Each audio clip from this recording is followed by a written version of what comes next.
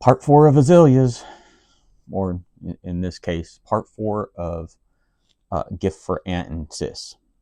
Again, my aunt had me get a few. She wanted 4 azaleas.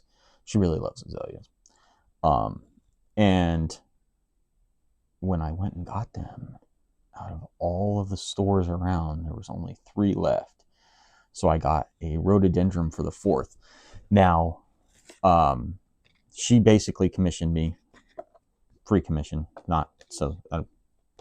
She asked me to basically make, and I love my family, so I'm happy to do this. So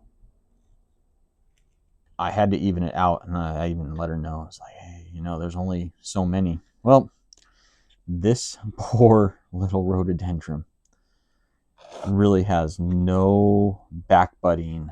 Oh, I take that back. It's got a little bit of back budding. So what's going to end up happening is this is going to be a drastic change, but it's going to be quick. So let's get into it.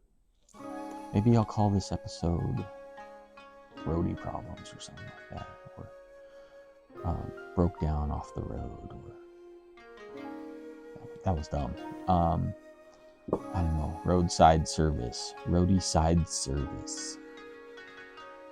Let's see what happens.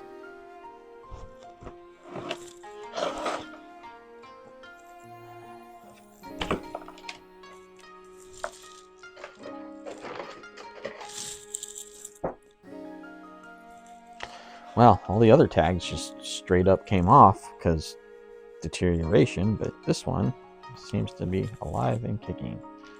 All right.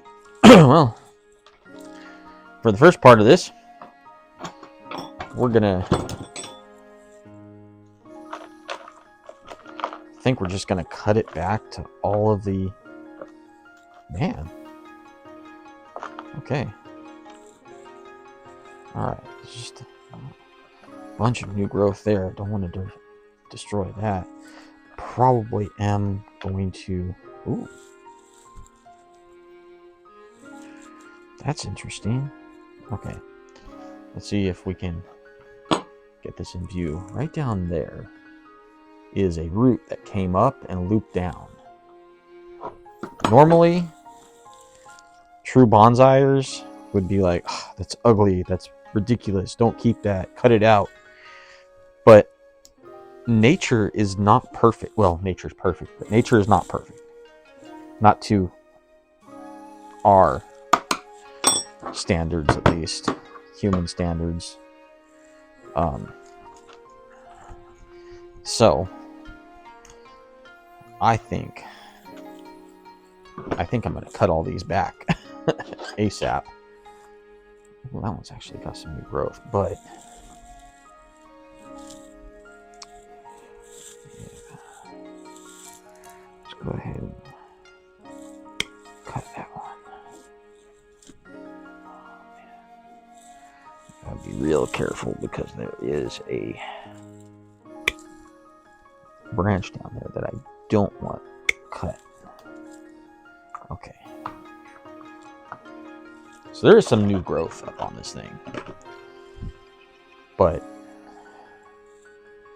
I don't want to facilitate those to live further up there. I mean, it does. But anyways, we're going to c'est la vie those. We're going to try to get these things to bud back and go down to the furthest branches, and hopefully they bud back.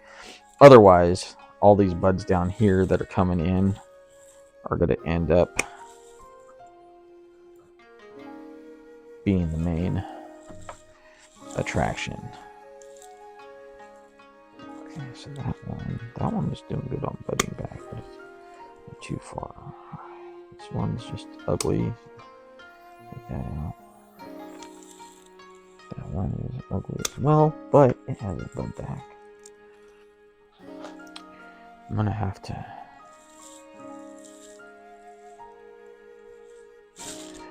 Make them look chewed up and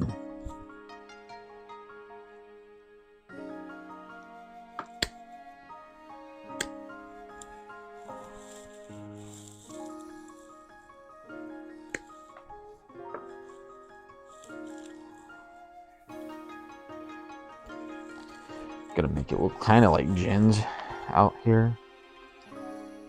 Just don't want them to look like dead branches. I just want them to look like broken branches. You gotta be careful, because every time you do stuff like this, you leave areas for disease to set in. So I don't want that. So what I'm gonna do is I'm going to take away the cambium a ways back.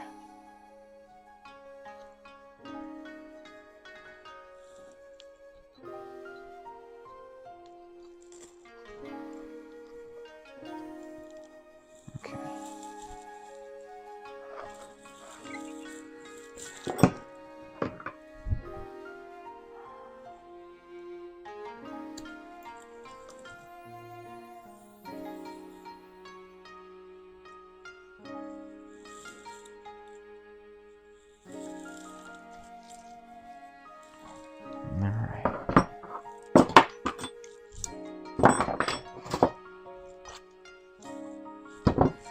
Let's see if I can get this thing, or if I'm going to have the same problem as before. But this thing is so dull that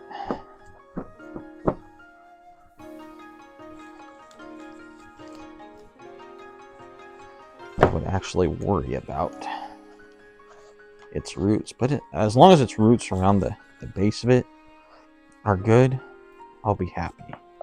Because there is a lot of foliage, but this thing is... Alright. So I actually want to get rid of a lot of this. I'm going to have to run out and get...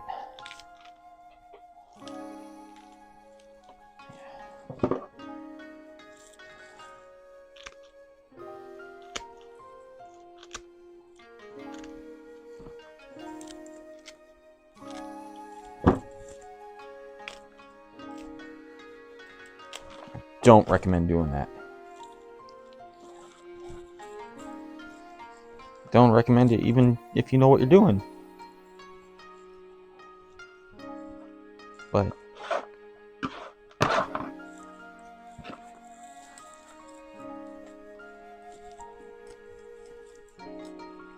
this is life. But just look at how much root is in there. A lot of these roots are bad. A lot of them are bad. We had a pretty wet year, and I had these just sitting in the back by my other little greenhouse. And what they really need is, they had plenty of drainage, but this soil is horrible. Soil is horrible. Okay.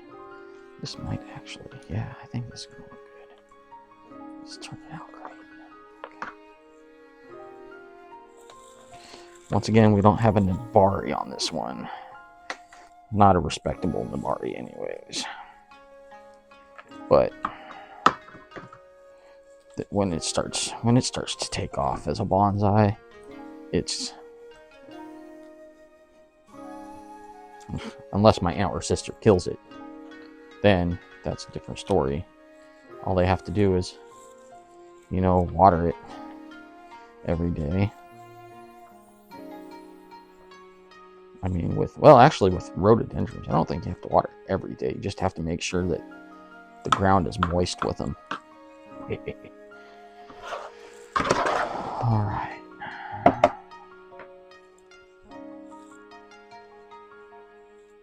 Now there is so much foliage in there that it's hard to even see the trunk, but I think that's going to be the face. All right, time to go find a pot.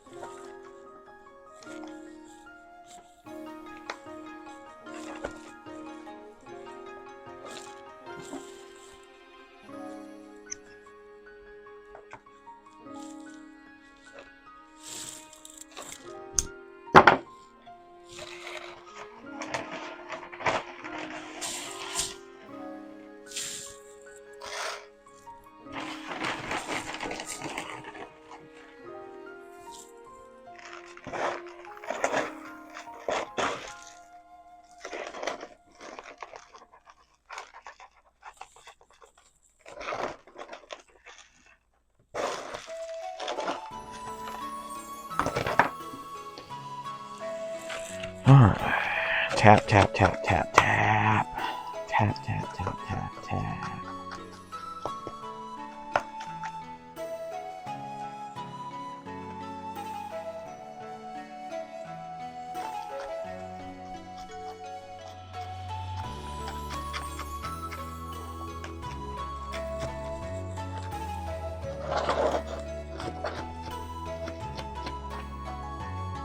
Looking good.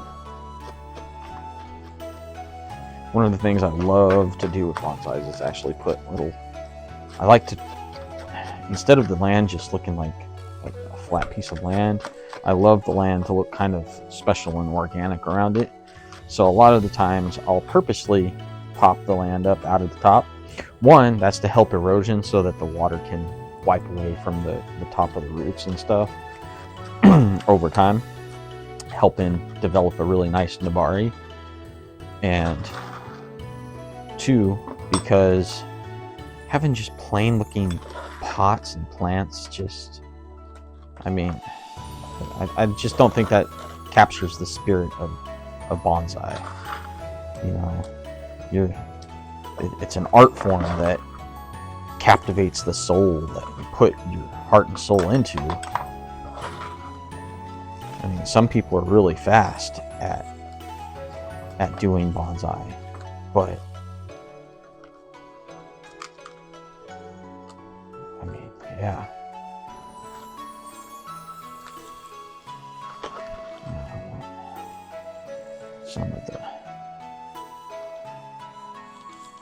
Some of the clay, the akadama, up in top of the roots, just kind of, anyway, yeah. All right, so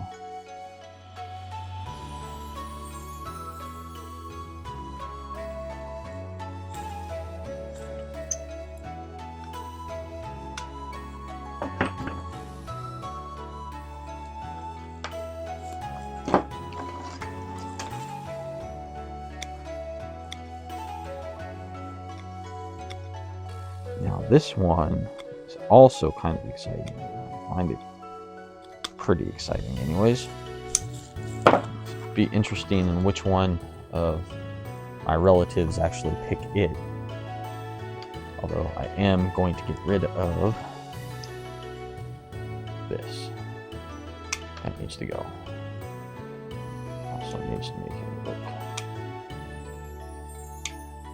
look kind of not.